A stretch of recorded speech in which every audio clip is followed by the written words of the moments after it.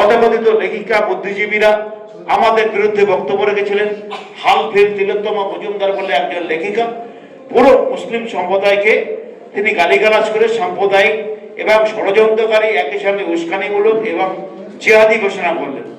আমি তিলোত্তমা নবীর বক্তব্যের একটা কথাই বলবো, আপনি একটা আমেরিকার ওয়ার্ল্ড সেন্টার ধ্বংস নিয়ে এগুলো সমাজকে রচনা করতে পারেন না।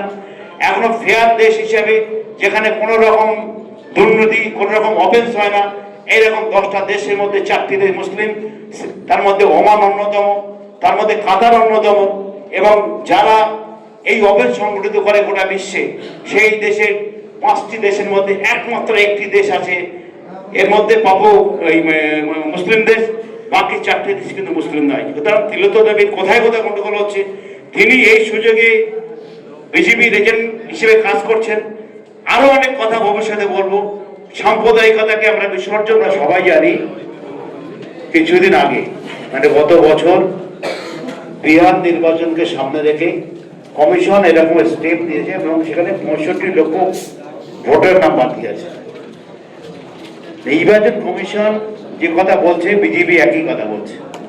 তো স্বাভাবিকভাবেই আমাদের প্রশ্ন যে বিজেপি একটা শিক্ষিত রাজনৈতিক দল, আর নির্বাচন কমিশনের কাজ হলো নির্বাচন পরিচালনা করা। কিন্তু অদ্ভুতভাবে এই দুই সংস্থা, একটা সংস্থা একটা রাজনৈতিক দল, তাদের মধ্যে আমরা মিল খুঁজে পাচ্ছি। যেমন তারা বলছে বাংলাতে ওদের নেতা অনুরাগ ঠাকুর যে এখান থেকে 1,25,00,000 মানুষের নাম বাদ যাবে। ওদের নেতা বলছে শুভেন্দু অধিকারী বাংলা থেকে 1 কোটি মানুষের নাম বাদ যাবে। এই সংখ্যাটা ওরা জানলেন কিভাবে? এখন আদৌ রিভিশনটা শুরু হয়নি। এই এসআইআর শুরু হওয়ার আগেই তারা ঘোষণা করছে এটা বাদ যাবে। স্বাভাবিকভাবেই আমাদেরকে সতর্ক থাকতে হবে, কারণ 3বার হ্যাট্রিক করার পর 4র্থবারের মসনদকে সুনিশ্চিত করতে মাননীয় মুখ্যমন্ত্রী অভিষেক বন্দ্যোপাধ্যায় আমাদেরকে যে কাজ দিয়েছেন, সেই কাজটা বুথ ওয়াইজে আমাদের করতে হবে। আমাদের বক্তারা বিস্তারিত বলেছেন, আমি দৈহিক যুক্তি আপনাদের ঘটাবো না, শুধু কটা কথা বলার। আপনারা দেখেছেন গোটা রাজ্য জুড়ে তো বটেই, দেশ জুড়ে বিশেষ এক সম্পদের নামে ভারতীয় জনতা পার্টির নেতারা নিয়মিত নিষেধাজ্ঞা করে যাচ্ছে এবং গালাগালি দিতেও তাদের পিছুবাধারা হচ্ছেন। এবং আমরা লক্ষ্য করছি একমাত্র ভারতবর্ষের একমাত্র রাজনৈতিক দল বাংলায় তৃণমূল কংগ্রেস এ ব্যাপারে প্রতিবাদ করছে, বিজেপির চোখে চোখ রেখে কথা বলছে।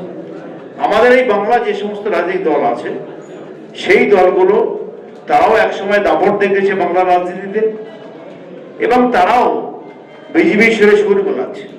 সিপিএম বলুন, কংগ্রেস বলুন, আইএসএফ বলুন, প্রত্যেকে বিজেপির সুরে সুর গোলাচ্ছে। তাদের একটা টার্গেট এখান থেকে তৃণমূলকে সরাতে হবে। কিন্তু আমাদের বুথ ভিত্তিক সংগঠন, এবং আপনারা জানেন যে দলের ডিফেন্স যত ভালো সেই দল তত স্ট্রং, এটা ফুটবলের কথা। আমরা বুথ লেভেলে এতটা স্ট্রং রয়েছে, আমাদের 174টা বুথ, 170টা বুথ, 174 জন সদস্য। এই 170 জন যে আমাদের বুথ সভাপতি আছেন, তার নেতৃত্বে কমিটি আছে। আমাদের সেই কমিটি, অঞ্চল ভিত্তিক যে কমিটিগুলো আছে, ব্লকে আমরা আছি। স্বাভাবিকভাবেই কোনোভাবেই আমরা কিন্তু নড়চড় হতে দেব না, যে যাই লক্ষ্য নিয়ে এগোক। কারণ একটা বিজেপির একটা মিশন রয়েছে, সেই মিশনটা হলো আমরা এখানে যে আমাদের এই সরকারকে সংখ্যালঘু মুসলিম সম্প্রদায় থেকে যে ভোটটা প্রতি বছর নির্বাচনে পায় এবং এটা ভালোবেসে ভোটটা হয়, সেই ভোটটাকে আঘাত করতে চাইছে। সেই ভোটে যদি 2% থেকে 5% ভোটটাকে কাটিং করে আইএসএফ সিপিএম এর শিবিরে দেওয়া যেতে পারে, তাহলে বিজেপিকে সিট বাড়তে পারে, ক্ষমতা আসতে পারে। এই অলিক কল্পনা করে এই রিভিশনটা ওরা করছে। এই রিভিশন মামন বিস্তারিত বলেছে টেকনিক্যাল পয়েন্টটা, আপনারা দেখেছেন। 11টি আইটেম দিয়েছে। দেশের সর্বোচ্চ বিচারালয় সুপ্রিম কোর্ট বলেছে যে আধার কার্ডকে সামনে রেখে লিঙ্কেজ হলো, সমস্ত আবার লিঙ্ক হলো, যে আধার কার্ডকে সামনে রেখে আপনার পাসপোর্ট হলো, সেই পাসপোর্টের বৈধতা দিচ্ছে কিন্তু আধার কার্ডের বৈধতা দিচ্ছে না। আপনার লক্ষ্য করে দেখবেন কমিশনের যে বিমাতৃসুলভ আচরণ, সেই আচরণটা কিন্তু আপনি ঠান্ডা মাথায় ভাবলে আপনার অদ্ভুত লাগবে।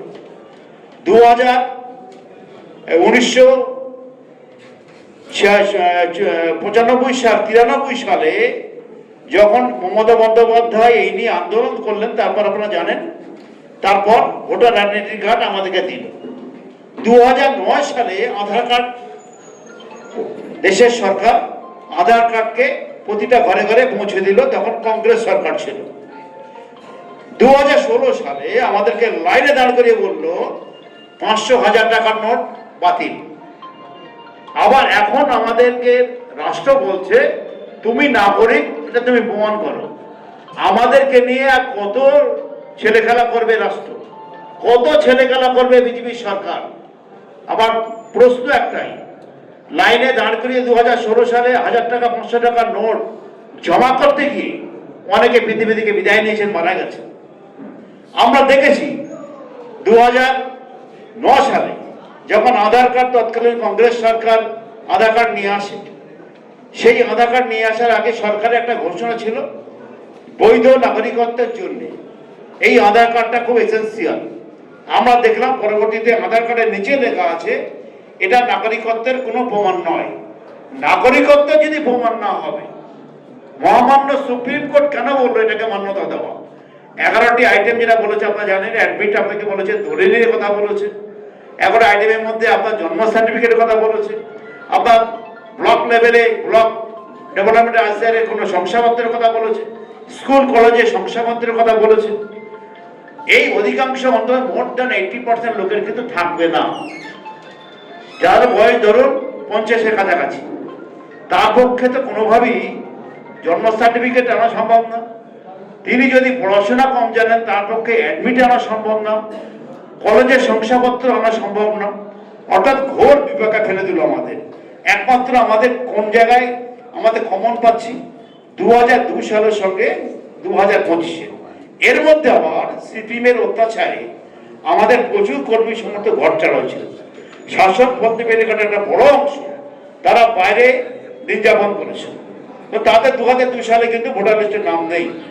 আমি রঞ্জিতের নাম আছে, রঞ্জিতকে বিশেষভাবে বলবো এই ব্যাপারটা তুমি ফলো রাখো, কারণ তোমাদের ওখানে অধিকাংশ হাতে গুনে আমি এখনই 50 জনের নাম বলতে পারি যারা 93-94 সালে ঘর ছাড়া হয়েছে, ঘরে বেড়েছে 2009 সালে, 2010 সালে। তো তাদের তো নাম থাকার কথা নয়। এইগুলো একটু ফলো আপ করা।